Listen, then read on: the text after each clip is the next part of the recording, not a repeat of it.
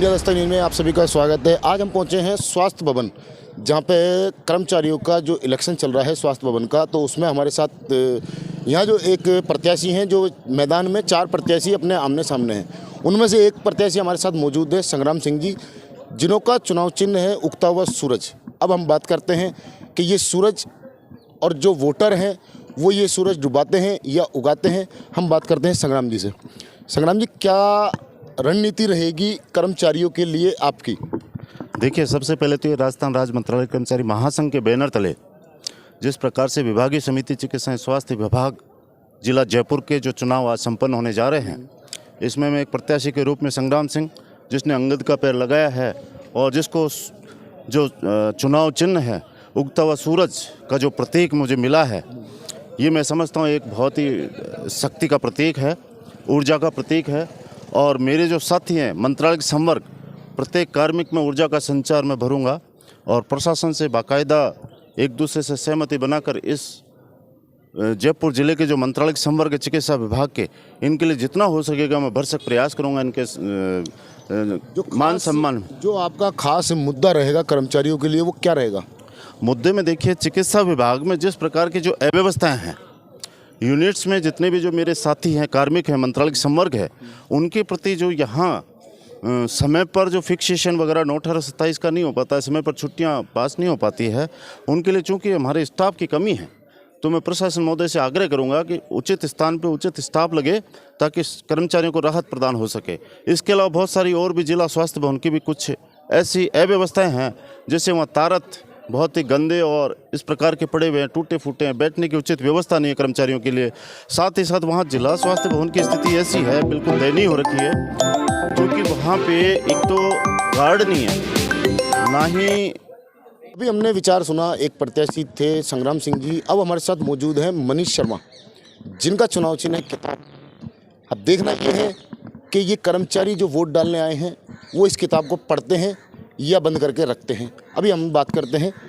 शर्मा जी, क्या मुद्दा रहेगा और क्या कर्मचारियों को अगर आप जीतते हैं तो सबसे पहला आपका काम क्या होगा?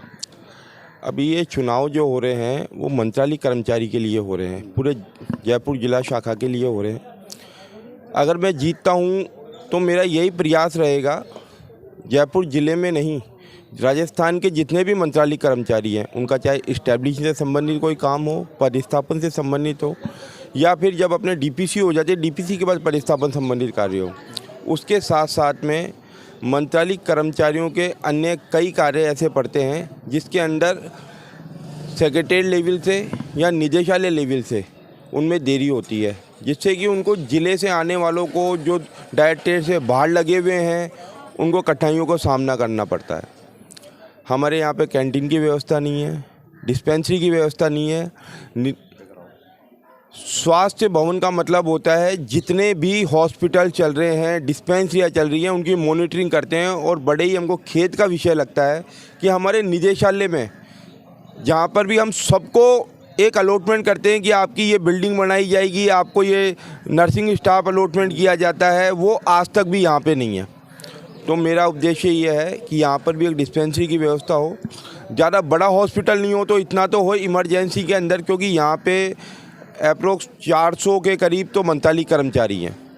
उसके अलावा कॉन्ट्रैक्ट के कंसल्टेंट हैं, सब अगर अपन मिलाते हैं, सांख्यिकी के हैं, 4th क्लास है, सब मिला के करीबन 1500 का स्टाफ यहाँ पर कार्यरत है। उनमें भगवान नहीं करे किसी के साथ में कोई ट्रेजेडी हो जाती है या फिर उनकी तबीयत ख़राब हो जाती है, उसके लिए सचिवालय में जाना पड़ता है, सचिवालय के अंदर पास बनवाना पड़ता है। जब तक कभी कभी इतनी तबीयत ख़राब हो जाती है कि वहाँ तक पहुँचते पहुँचते भी कोई अनहोनी की संभावना रहती है। तो हमारा ये रहेगा कि यहाँ पर एक डिस्पेंसरी की व्यवस्था हो। शर्मा जी, जैसे देखा जाता है राजनीति में एमएलए के हों, लोकसभा के हों, पार्षद के हों, वो इलेक्शन होते हैं, और ये आपके जो कर्मचारी संघ के इलेक्शन हैं, इसमें और उसमें कुछ फ़र्क है? सर, उसमें और इसमें बहुत फ़र्क है। वहाँ पर वादे ज़्यादा किए जाते हैं और पूरे कम किए जाते हैं। यहाँ पर एक एक कर्मचारी से हम जुड़े हुए हैं, उनसे उनकी भावनाओं से जुड़े हुए हैं। वहाँ पे उनका जो प्रचार प्रसार होता है वो समर्थकों द्वारा होता है, जबकि हमारा जो प्रचार प्रसार जो होता है वो व्यक्तिगत होता है। तो आपने सुना, हमारे साथ थे मनीष जी, जो प्रत्याशी हैं किताब के चुनाव चिन्ह के साथ, जिनका रिजल्ट शाम को 6 बजे तक सामने आ जाएगा। 4 प्रत्याशियों में किसके चेहरा बनता है ये हम शाम को आपको दिखाएंगे। मैं मोहम्मद नफीस, जयपुर से। ये तीसरे प्रत्याशी हमारे से बात कर रहे हैं, जिनका नाम है धर्मेंद्र श्रीवास्तव, जिन्हों का चुनाव चिन्ह इन्होंने बल्ला लिया है। और अब जानते हैं इनकी राय जो कर्मचारियों से अगर जीतते हैं तो इनके क्या उद्देश्य रहेंगे। मेन मकसद जीतने के बाद में क्या होगा आपका? सर मेरा नंबर 1 धर्मेंद्र कुमार श्रीवास्तव मेरा नाम है। हमारे 22 उद्देश्य जो मेरे बोर्ड पे लगे हुए हैं, मैंने पहली बार निदेशालय के अंदर अपने उद्देश्य घोषित किए हैं। पहली बार चुनाव लड़ रहा हूँ। 2 साल की मेरी अवधि है यहाँ पर की, मगर यहाँ की जो संस्थापन और डीपीसी की जो प्रशासनिक स्वीकृतियाँ और जो मंत्रालय जयपुर ज़िले के जो मंत्रालय हैं वो काफ़ी पीड़ित हैं। ये सेवानिवृत्त कर्मचारी भी पीड़ित हैं, तो नए युवा भी पीड़ित हैं और जवान भी पीड़ित हैं।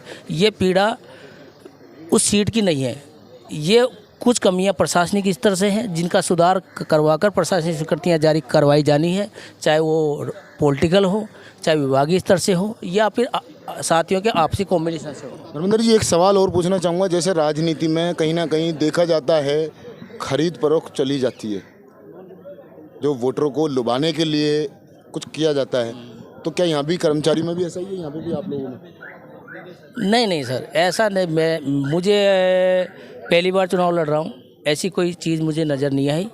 हाँ, अपना प्रयास सब करते हैं, अपना मत, अपनी भाषा और अपना जो उद्देश्य वो सब रखते हैं, और ये उनका लक्ष्य भी होना चाहिए, उसमें कोई दिक्कत नहीं है। तो ये हमारे साथ मौजूद थे धर्मेंद्र श्रीवास्तव, जो अपना बैट बॉल के साथ मैदान में उतरे हुए हैं, जिनका शाम को 6 से 7 बजे के करीब पूरा फाइनल होगा। जो 4 प्रत्याशी मैदान में हैं, देखने की बात यह है कि कौन जीतता है और कौन हारता है। ये हमारे साथ चर्चा में मौजूद हैं चौथे प्रत्याशी, जो कि क्या नाम बताया था आपने? विक्रम सिंह जी गुजर, जिन्हों का चुनाव चिन्ह कलम है। कलम तो बड़ी अच्छी चीज़ है, जो कलम पूरे देश को और सबको चलाती है। अब हम बात करेंगे कि पहला मुद्दा अगर जीतते हैं तो कर्मचारियों के लिए क्या होगा आपका?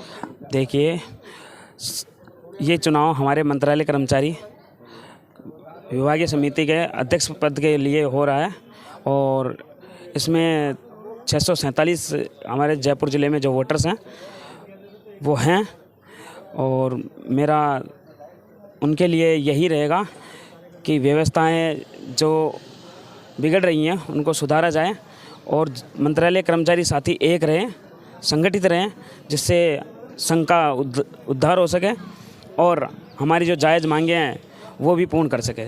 सरकार से भी हमारे कुछ जायज़ मांगे हैं, वो अभी तक पूर्ण नहीं हुई है, उनके लिए भी हम प्रयास करेंगे और इसके लिए हम प्रयत्नरत हैं। तो जैसे अगर क्या लगता है आपको कि कौन जीत सकता है आज?